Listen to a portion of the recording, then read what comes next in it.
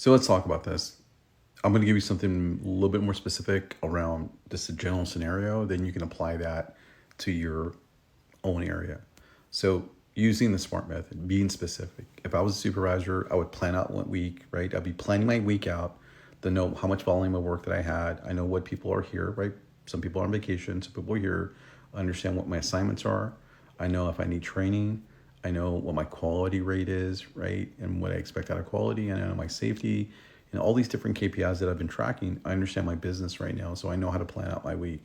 So when you meet with your team on Monday, specific, hey team, this week our plan is to hit 100% schedule attainment, and also we're going to achieve 87% or 97% scheduled first pass yield, and we're going to have 0 accidents because we're doing some training, and this is what we expect.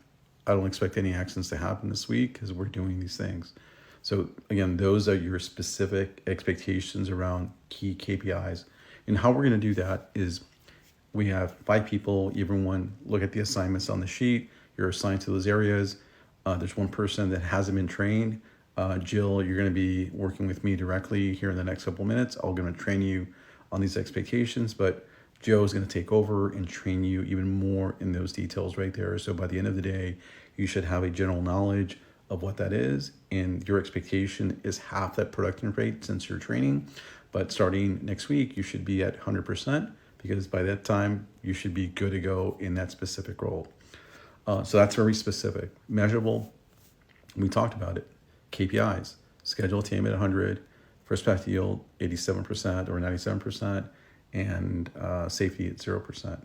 You could also include productivity or efficiency. Hey guys, our productivity rate should be at 97% every single day or 99% every single day. And the way we're going to do that is by everyone hitting their objectives hourly, daily.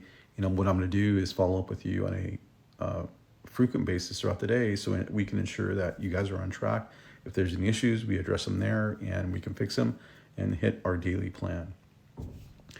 Attainable is really is and employees will tell you, right? Is it attainable? Is what I said with the plan, with the objectives, with the quality attainable based on your historical? Because if it's not attainable, your employees will tell you, hey boss, that's too much, or that that's way out of left field.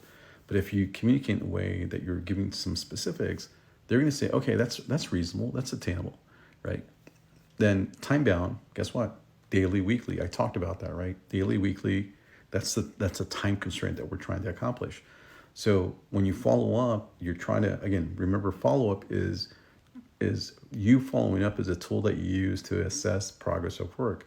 So when you follow up on a daily basis, you understand that if you're going to be off or on schedule to meet your objectives, right? Time bound. And then realistic, right? I jumped over R.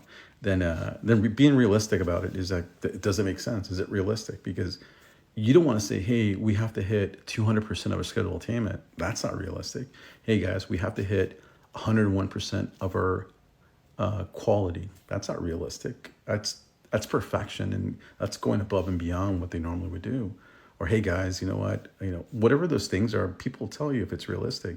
You've got to make it realistic. Now, where it gets kind of tricky, if people call in, right? If people call in, you don't have enough people, you can't hit 100% your schedule attainment because you don't have enough people. If you already asked, you ask your boss, you ask everywhere to get more bodies because you need bodies to do the work. Instead of having 4, instead of having 5, you have 4. You can't expect them to do the work of 5 people.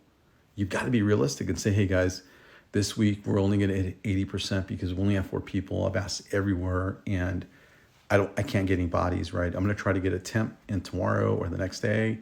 We're going to lose 2 days of work, but I'm going to try to schedule something either Saturday or next Saturday to try to make up for it if anyone wants overtime to do that, because that's the key thing is that you've got to make it realistic because you can't achieve something if you don't have the bodies, and just be realistic with people. And that's where people get caught is that employees will tell you all those different things, whether you're right or wrong, based on the feedback.